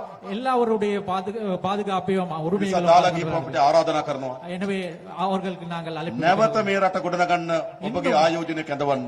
இன்னும் இந்த நாட்டை சிறப்பாக அமைக்கிறதுக்கு உங்களுடைய முதலீட்டை இங்கு මේක செய்யுங்கள். අලුත් පරිච්ඡේදයක්. இது ஒரு புதிய அத்தியாயம். පැරණි කළු අතීතය අවසන් කරලා பழைய கருப்பான வரலாற்றை மறந்துட்டு අලුත් අනාගතයක් සඳහා ගෙන යන පරිච්ඡේදයක්. இது இந்த அத்தியாயம் வந்து புதிய ஒரு எதிர்காலத்துக்கான මේක அத்தியாயம். ඉතාමත් වැදගත් දේශපාලන පරිවර්තනයක්. இது மிக முக்கியமான அரசியல் மாற்றம். අපේ අම්මලා තාත්තලා எம்முடைய தாய்மார்கள் தந்தைமார்கள் දීර්ඝ කාලයක් ප්‍රාර්ථනා කරපු ප්‍රාර්ථනය மிக நீண்ட காலமாக எதிர்பார்த்த ஒரு கனவு அது. විවිධ ආකාරයෙන් මෙවැනි ආණ්ඩු අපේක්ෂා කරා. பலவிதமான முறையில் இந்த வாரான அரசாங்கங்களை அவர் මෙවැනි எதிர்பார்த்தார். ආකාරයෙන් තමන්ගේ අයිතිවාසිකම් බලාපොරොත්තු වුණා. அதன் ஊடாக தங்களுடைய உரிமைகளை பாதுகாத்துக் கொள்ள வேண்டும் என்று අන්න ඒ ආණ්ඩුව හදලා තියෙන්නේ. அந்த அரசாங்கத்தை நாங்கள் அமைத்துள்ளோம். ආණ්ඩුවක් හදලා දෙන මොන වගේ ආණ්ඩුවක්ද? நாங்கள் என்ன வகையான அரசாங்கத்தை உருவாக்கி මහජනගේ මුදල් සතයක් කොරකම් කරන්න නැති ආණ්ඩුවක්. மக்களுடைய பணத்தை ஒரு சதம் கூட களவு செய்யாத ஒரு அரசாங்கத்தை உருவாக்கியுள்ளோம். මම ජනාධිපතිවරයා, நான் ஜனாதிபதி, අපේ රාම් සෝදර දීවර ඇමතිවරයා, ராம் தோழர் வந்து கடல் தொழில் අපේ அமைச்சர், කුමරන් ඇතුළු മന്ത്രി කණ්ඩායම குமரன் தோழர் உட்பட நாடாளுமன்ற உறுப்பினர்கள் එක සහතිකයක් දෙන්න පුළුවන්. நாங்கள் ஒரு உறுதிமொழி வழங்குகிறோம். කිසිවෙක් இந்த எவரையும் මහජනගේ සතයක් කොරකම් කරන්නේ නැහැ. மக்களுடைய ஒரு சதம் கூட களவு මහජනගේ සතයක් නාස්ති කරන්නේ නැහැ. மக்களுடைய ஒரு சதம் கூட விரயம் செய்ய අපේ மாட்டார். දොස්තර මහත්තයා எங்களுடைய மருத்துவ தோழர் அவர்கள் ලොකු ආදායමක් ලැබුවා. பெரிய ஒரு சம்பளத்தை பெற்றவர். පැත්තකින් තියලා දේශපාලනය කරනවා. அது விட்டுட்டு அரசியல் செய்கிறார். මොකක් වෙනුවෙන්ද? அது எதுக்காக? මේ රට හදන්න. இந்த நாட்டை கட்டியெழுப்ப මේ රටේ ජනතාවට හොඳ ජීවිතයක් උරුම කරලා දෙන්න. இந்த நாட்டின் மக்களுக்கு நல்ல ஒரு சிறந்த காலத்தை உருவாக்குறது. අපේ රටේ මොකද්ද පැරණි දේශපාලනය? எங்களுடைய நாட்டில் இருந்த பழைய அரசியல் என்ன? රට දුප්පත් වෙනවා. நாடு வறுமை நோக்கி ජනතාව செல்கிறது. දුප්පත් වෙනවා. மக்கள் வறுமை நோக்கி செல்கிறது. පාලකයා පොහොසත් වෙනවා. ஆட்சியாளர்கள் செல்வந்தர்கள் ஆகிறார்கள். කයිට්ස් වල පාලකයාත් පොහොසත් වුණා. ஆட்சியாளர்கள் செல்வந்தர்கள் ஆகினார். පොහොසත් උනේ නැද්ද? ஆட்சியாளர்கள் பணக்காரர்களாக மாற இல்லையா? නීති විරෝධී වැලි තොටු පොළල් ගෙනියනවා.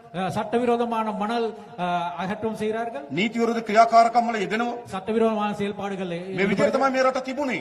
அந்த நிலையில தான் இந்த நாடு இருந்தது. පළමු වතාවට අපි ඔක්කොම එකතු වෙලා ආණ්ඩුවක් හදලා තියෙනවා. இப்ப நாங்கள் எல்லோரும் சேர்ந்து ஒரு அரசாங்கம், මහජනගේ සතයක් කොරකම් කරන්නේ නැති, மக்களுடைய ஒரு சதம் கூட களவெடுக்காத, මහජනගේ සතයක් නාස්ති කරන්නේ නැති ආණ්ඩුවක්. மக்களுடைய ஒரு சதம் கூட விரயமாக்காத ஒரு அரசாங்கம். ඒ විතරක් නෙවෙයි. அது மாத்திரமல்ல, නීතිය කාටත් සමානයි.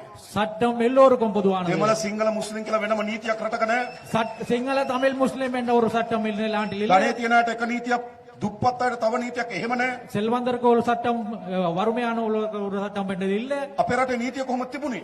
எமது நாட்டில் எப்படி சட்டம் ධනෙ இருந்தது? තියන අයට එක නීතියක්, பணம் உள்ளவர்களுக்கு ஒரு சட்டம், දුප්පත් අයට තව නීතියක්. வறுமை உள்ளவர்களுக்கு வேறொரு சட்டம். ඒ යුගයේ අවසන්. அந்த காலம் முடிந்து விட்டது. ද තමුනාසලා බලන්න. நீங்கள் இப்ப பாருங்கள், පහුගිය දවස්වල கடந்த சில நாட்கள்ல ලියාපදිංචි නොකළ වාහන විශාල ප්‍රමාණයක් අහු වෙනවා. பதிவு செய்யப்படாத வாகனங்கள் நிறைய பிடிபட்டு கொண்டுள்ளது. සාමාන්‍ය ගමේ කෙනෙක් உதாரணமாக எடுத்துக்கொண்ட ஒரு கிராமம் අංක තාඩුවක් නැතුව බයිසිකලයක් පාරට දාන්නේ. ஒரு நம்பர் பிளேட் இல்லாத ஒரு மோட்டார் சைக்கிள் ரோட்டுக்கு கொண்டு போனாலும், හැබැයි ඇමතිවරු ஆனால் அமைச்சர்கள் என்ன ලොකු වාහන පාරට දානවා ලියාපදිංචි කරන්නේ නැතුව. ஆனால் அமைச்சர்கள் என்ன செய்திருக்கிறார்கள் என்றால், பதிவு செய்யப்படாத பெரிய ஒரு வாகனங்கள் ரோட்ல போய்கொண்டு, ඒගොල්ලන්ට නීතිය නැහැ. அவர்களுக்கு சட்டம் இல்லை. නීතියට උඩින් හිටිය අපේ රටේ පාලකයෝ. ஆட்சியாளர்கள் சட்டத்துக்கு விட உயர்ந்த நிலையில் இருந்தார்கள். ලංකාවේ පළමු වතාවට இலங்கை முதலாக කාටත් සමාන නීතියක් තියෙන රටක් හදලා තියෙනවා. எல்லோருக்கும் பொதுவான சட்டம் உள்ள நாட்டை நாங்கள் உருவாக்கியுள்ளோம். දැක්කනේ පහුගිය දවස්වල நீங்க கடந்த காலத்தில் வாழ்ந்திருக்கோம். පොලිස්පති පොලිසියට බය හැංගිලා හිටියා. அதாவது போலீஸ் மா அதிபர் போலீஸுக்கு பயந்து பதுங்கி இருந்தார். පොලිස්පතිට හැංගෙන්න දෙනවා කියන්නේ அதாவது போலீஸ் மா அதிபரே பதுங்கி இருக்க வேண்டிய நிலைமை இருக்கும் නීතිය කාට සමානයි. சட்டம் எல்லோருக்கும் பொதுவானது என்றுதான் නීතියේ භාගයට නීති නැහැ. அதாவது அறவாசிக்கு சட்டம் හැම என்பது කෙනාටම නීතිය එක සමානයි. எல்லோருக்கும் சட்டம் பொது ඕන්නත් එහෙම රටක්. அவ்வாறு நான் தேவையா අර හැපැත්ත උතුරුමැද පළාතේ எங்களுக்கு இதுக்கு பக்கத்தில் இருக்க வட மத்திய மாகாணம் මහ ඇමතිවරයෙක් හිරේ ගියා. முதலமைச்சர் சிலைக்கு போனார் ආණ්ඩුවට කර පාඩුව ලක්ෂ 26යි. அரசாங்கத்துக்கு மேற்கொள்ளப்பட்ட நஷ்டம் வந்து 26 லட்சம் හිරේට අවුරුදු 16යි. சிறதண்டனை 16 வருடங்கள் හොඳද නරකද? அது நல்லதா கூடாததா මේ වෙලාවේ இந்த நேரத்தில் මහ ඇමතිවරු දෙන්නෙක් රිමාන්ඩ්. இந்த நேரத்தில் முன்னாள் முதலமைச்சர்கள் இருவர் තව ඇමතිවරයෙක් රිමාන්ඩ්. ஒரு அமைச்சர் சிறையில තව ඇමතිවරයෙක් හැංගිලා. இன்னொரு அமைச்சர் ஒதுங்கி இருக்கிறார் රටේ නීතිය කාට සමානයි. நாட்டின் சட்டம் எல்லோருக்கும் பொது ඕන්නත් එහෙම රටක්. அவ்வாறான ஒரு நாடு தேவையில்லையா එහෙම රටක් අවශ්‍යයි. அப்படியான ஒரு நாடு தேவை හිටපු ජනාධිපතිවරයන්ගේ முன்னாள் ஜனாதிபதி அவர்களுடைய පුත්තු දෙන්නෙකුට 2 புத்திரமார்கள் දැන් වෙනකොට නඩු 3ක් දාලා තියෙනවා. இப்போது 3 வழக்குகள் தாக்கல் செய்யப்பட்டுள்ளது නඩු අහන්න අධිකරණේ. வழக்கு விசாரிக்கிறது நீதிமன்றம் අධිකරණේ ප්‍රශ්න බේරයි. அது நீதிமன்றத்தால் මේ தீர்க்கொள்ளும் රට නීතිගරුක රටක් කරන්න ඕන. இந்த நாடு சட்டத்தை மடிக்கின்ற நாடாக மாற்ற போகணும் අපරාධ කරලා සැඟවිලා ඉන්න බෑ. குற்றங்கள் செய்து தப்பி இருக்க முடியாது හොරකම් කරලා සැඟවිලා ඉන්න බෑ. களவெடுத்து தப்பித்து கொண்டு இருக்க ඒ முடியாது කාලේ ඉතිහාසය. அது வரலாற்றுக்கு முடிந்தது හැබැයි දැන් එහෙම නෙවෙයි. ஆனால் தற்போது அப்படி முடியாது දැන් මොන ධනවතා වුණත් இப்ப எந்த செல்வந்தராக මොන இருந்தாலும் බලවතා වුණත් எந்த செல்வாக்குள்ள நபராக இருந்தாலும் නීතිය කැඩුවොත් சட்டத்தை மீறுவதாக இருந்தால் නීතිය ක්‍රියාත්මක කරනවා. சட்டத்தை அமலாக்கப்படும் හොඳ නැද්ද? அது கூடாதா ඉස්සර එහෙම තිබ්බද? முந்தி அப்படி இருந்ததா නෑ ඉස්සර බලවත් අයට නීතිය නෑ. முந்தி செல்வந்தர்களுக்கு சட்டம் இருக்கவில்லை දුප්පත් අයට விතරයි.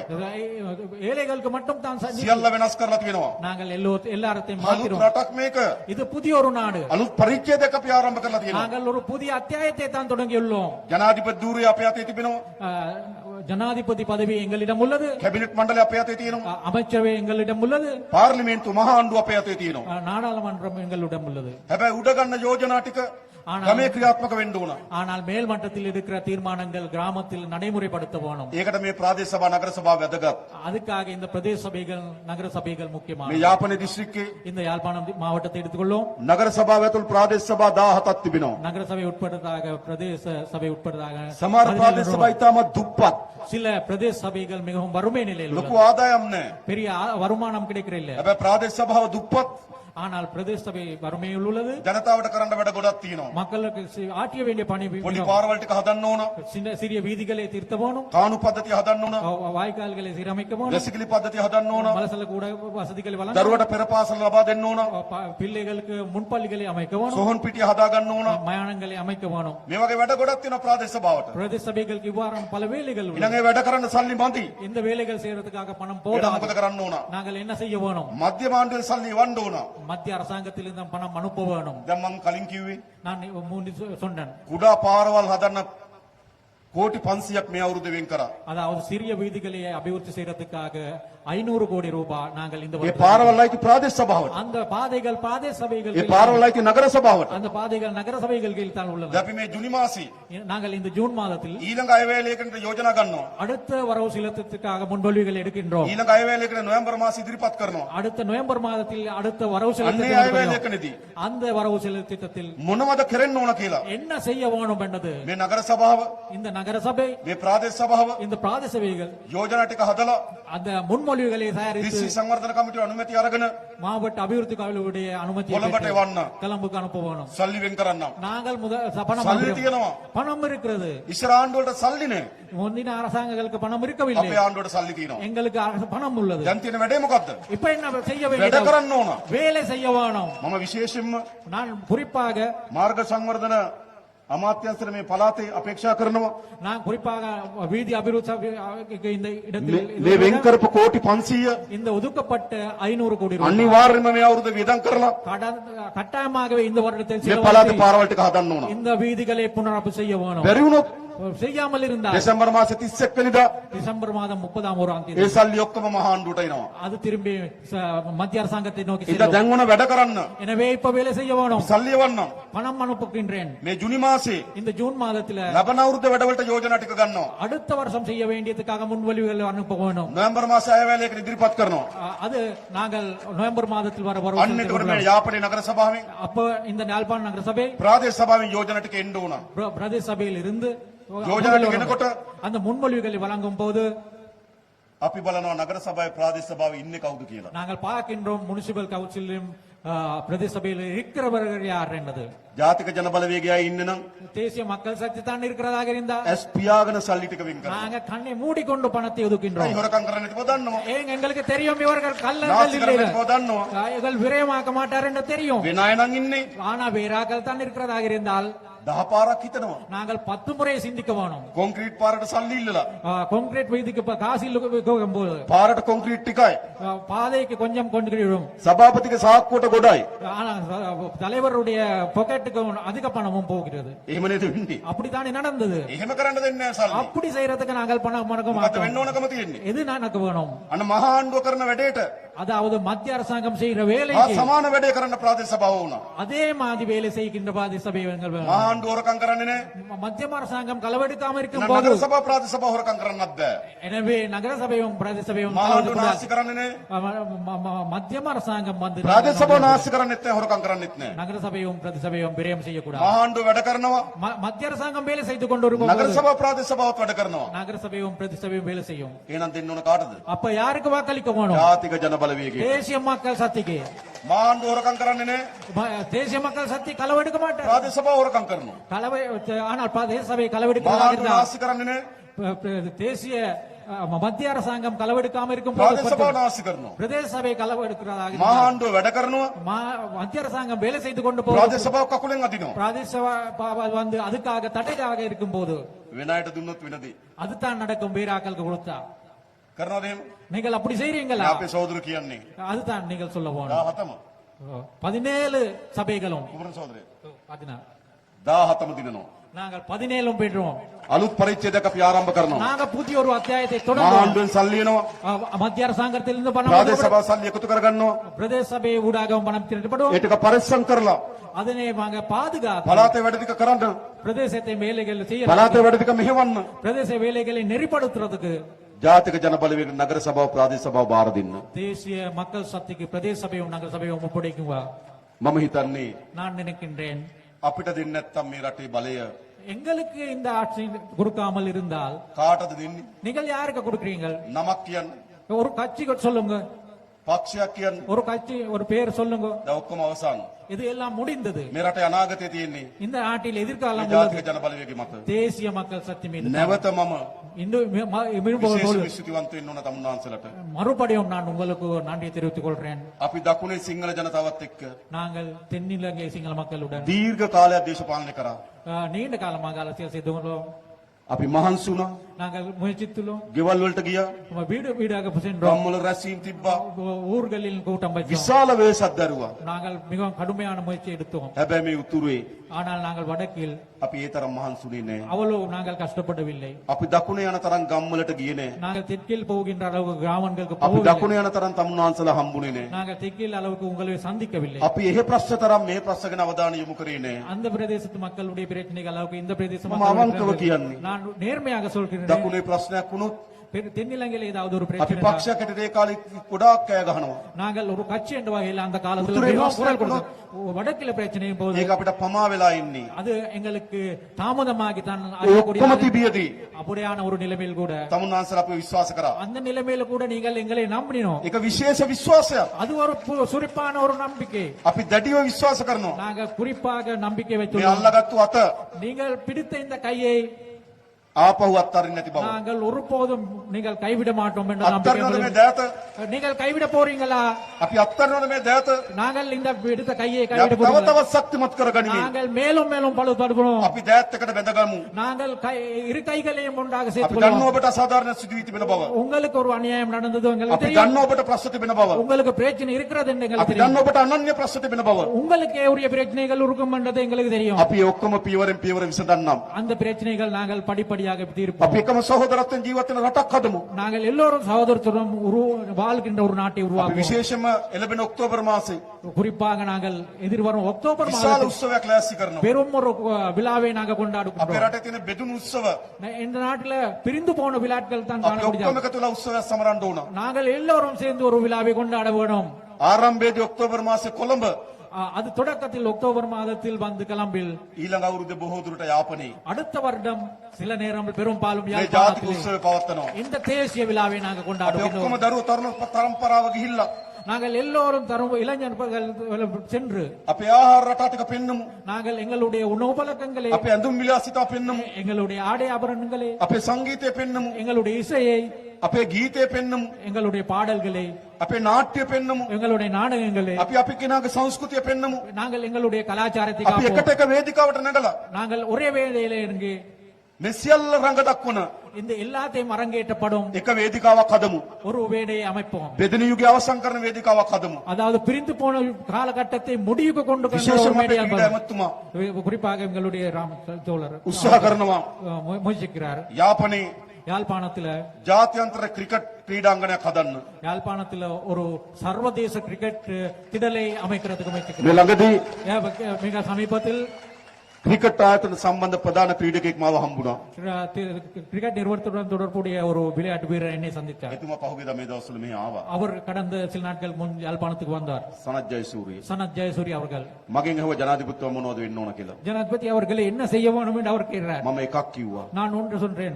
අපි කොහොම හරි நாங்கள் எப்படியாவது යාපනයේ ජාත්‍යන්තර ක්‍රිකට් පිටියක් හදලා யாழ்ப்பாணத்துல ජාත්‍යන්තර ක්‍රිකට් මැච් එකක් ගහන්න ඕන. சர்வதேச விளையாட்டு திடலை அமைத்து අපේ මුල් අවුරුදු 5 ඇතුළත எங்களுடைய 5 வருட காலத்தில் ඒ ක්‍රිකට් කණ්ඩායමේ அந்த கிரிக்கெட் அணியில் இருந்து සිංහල දෙමළ මුස්ලිම් අය සෙල්ලම් කරන්න ඕන. சிங்கள தமிழ் முஸ்லிம் அவர்கள் விளையாட்டு வீரர்கள் விளையாடுவோம். අපි එකට එකතු වෙන්න ඕන நாங்கள் හැමතැනම. ஒன்றாக சேர வேண்டும். ඒක තමයි රට හදන්නේ. அதுதான் நாட்டை கட்டியெழுப்பப்படுவது. අපිට දියුණු වෙන්න පුළුවන්. அப்படி நாங்கள் வளர்ச்சி அடைய මේ முடியும். රට දියුණු වෙන්න කිසි බාධාවක් නැහැ. இந்த நாட்டு வளர்ச்சி அடைவதற்கு எந்த ஒரு தடையும் இல்லை. සාරවත් මහ පොළවක් තියෙනවා. மிகவும் செழிப்பான ஒரு நிலம் හොඳ உள்ளது. අවුව වැස්ස තියෙනවා. நல்ல காலநிலையில் உள்ளது. මැණික් සම්පත තියෙනවා. மாணிக்கங்கள் உள்ளது. මිනිරම් සම්පත තියෙනවා. போன்ற සුළම් බලෙන් විදුලි හදන්න පුළුවන්. கனிஜ வள நிலை இருக்கிற සූර්යාලෝකයෙන් විදුලි හදන්න පුළුවන්. அதாவது, மின்சாரத்தின் මහා ஊடாக මුහුදක් வளர்கிறது. තියෙනවා. கடல் வளம் உள்ளது. ඇයි අපි දුක් විඳින්නේ? நாங்கள் ஏன் கஷ்டப்பட போனோம்? අපි පාලකයන්ගේ වැරද්ද. ஆட்சியாளர் உழைப்பில අපේ දේශපාලකයන්ගේ වැරද්ද. எங்களுடைய அரசியல்வாதிகளுடைய අපි තවදුරටත් දුක් විඳින ජාතියක් විය යුතු නැහැ. இன்னும் நாங்களும் இன்னும் අපි கஷ்டப்படுகின்ற මේ රට හදන්න ඕන. நாங்கள் இந்த நாட்டை கட்டி අපි எழுப்ப ආයෝජන මණ්ඩලයත් එක්ක සාකච්ඡා කරලා நாங்கள் முதலீட்டு சபையுடன் கலந்துரையாடி විශේෂ කර්මාන්ත කලාප 3ක් හදන්න අපේක්ෂා කරනවා යාපනයේ. சிறப்பாக கைத்தொழில் பேட்டைகள் மான்குளம், அமைக்கிறதுக்காக 3 வடக்குல කංකසන්තුරේ மான்குளம் காங்கேசன்துறை මාංකුලෙන් කංකසන්තුරේ තව එකක් තියෙනවා අපි. பரந்தன் පරන්තන් பரந்தன் අපි කර්මාන්ත පුර 3ක් හදනවා. கைத்தொழில் பிரதேசங்களை 3 අපි ආයෝජන ගේනවා. நாங்கள் அதுக்காக முதலீட்டு කර්මාන්තශාලා හදනවා. தொழிற்சாலைகள் දරුවන්ට அமைக்கிறோம். රස්ස ඇති කරනවා. பிள்ளைகளுக்காக தொழில் வாய்ப்புகள் රටේ ජාතක නිෂ්පාදනය වැඩි කරනවා. நாட்டின் தேசிய உற்பத்தி මේ උතුර உருவாக்கி- තිබුණා. இந்த வடக்கில் இருந்தது විශාල කර්මාන්තශාලා තිබුණා. பெரும் පරත්තන් වල රසායන කර්මාන්තශාලාවක් තිබුණා. பரந்தன் ரசாயன කංකසන්තුරේ සීනි කම්මල තිබුණා.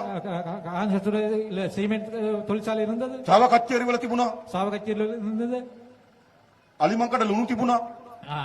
ஆணையர் உள்ள உப்பளம் இருந்தது. මොකද උන් ඔක්කොම විනාශ වෙලා තියෙන්නේ. அது எல்லாம் அழிந்து இருந்தது. යලි මේ රට හදනවා. நாங்கள் இந்த நாட்டை மீண்டும் අපි ඒක පටන් ගමු. நாங்கள் அதெல்லாம் செய்கின்றோம். අපි බෙදෙන්නේ නැතුව, நாங்கள் பிரிந்து போகாமல், අපි ජාතිවාදයට ගොදුරු වෙන්නේ නැතුව, நாங்கள் இனவாதத்துக்கு இரையாமல், අපි සමගියෙන් සහෝදරත්වයෙන් ඉන්න රටක් හදමු. நாங்கள் ஒற்றுமையாகவும் சகோதரத்துவமாக இருக்கும் ஒரு நாட்டை உருவாக்குவோம். අදත් නාග විහාරයේ පන්සලට இன்னும் நாங்கள் பௌத்த ஆலயத்துக்கு දෙමළ ජනතාව එනවා. தமிழ் மக்கள் வருகிறார்கள். දානි ලබා දෙනවා. தானம் வழங்குகிறார்கள். අපි සහෝදරන් හැටියට ජීවත් වෙනවා. நாங்கள் சகோதரர்களாக வாழ்கிறார் අපේ අපේ සහෝදරකම නරක කාටද?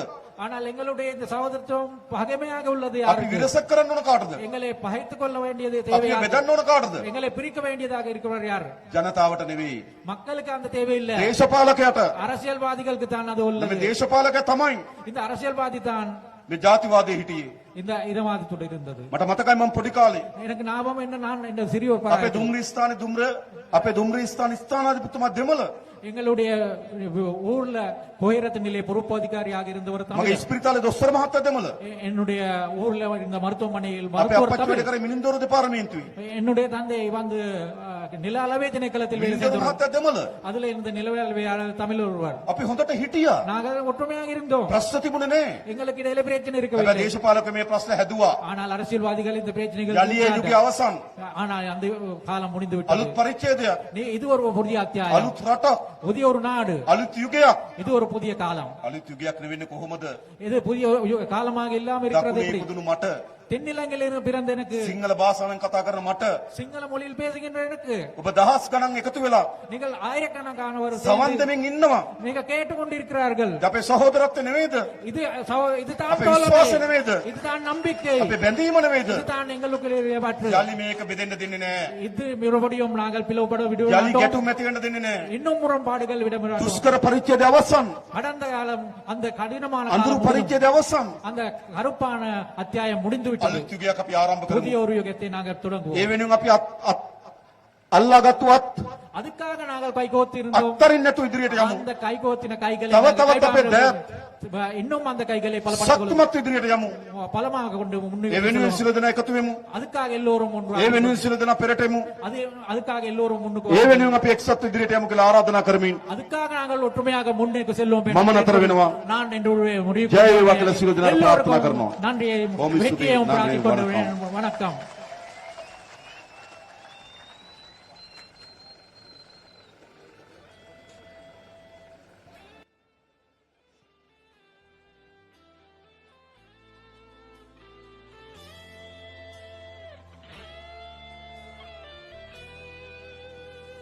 ஆண்டுகள் பலவும் நாம் கண்ட கனவை நனவாக்கிடவே ஒருவர் வருகிறார். இனிய இதயங்கள் இதமாய் துடிப்பதை மடுத்திடவே ஒருவர் வருகிறார். வடக்கிலும் தெற்கிலும் திசையெங்கிலும் உள்ளங்கள் விரும்பிடும் இவர் ஒருவரே.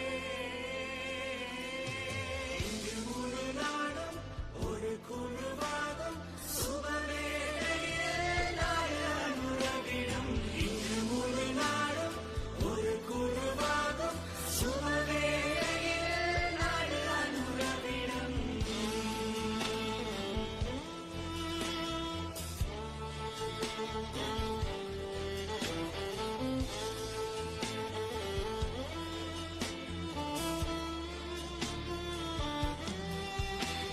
வரலாற்றிலே தீய தீயை அணைத்திட மறுமலர்ச்சியில் புது யுகத்தை படைத்திட பசியை வறுமையை தூர விரட்டிட அழகிய நாளைக்கு நாட்டை உயர்த்திட இன்று முழு நாடும் ஒரு குழுவாகும் சுபவேளையிலே நாடு அனுரவிடும். இன்று முழு நாடும் ஒரு குழுவாகும் சுபவே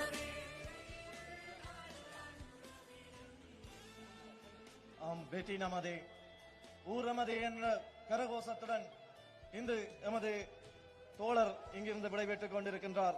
சமாதானமான அமைதியான வாழ்வினை நாட்டில் உள்ள அனைவருக்கும் ஏற்படுத்துவோம் மற்றும் மக்களுடைய காணிகள் மக்களிடம் மீண்டும் கையளிக்கப்படும் என்ற உறுதிமொழியையும் வழங்கிச் செல்கின்ற எங்கள் தோழர் அன்றகுமார திசாநாயக்க தோழர் அவர்களுக்கு எமது வாழ்த்துக்கள்.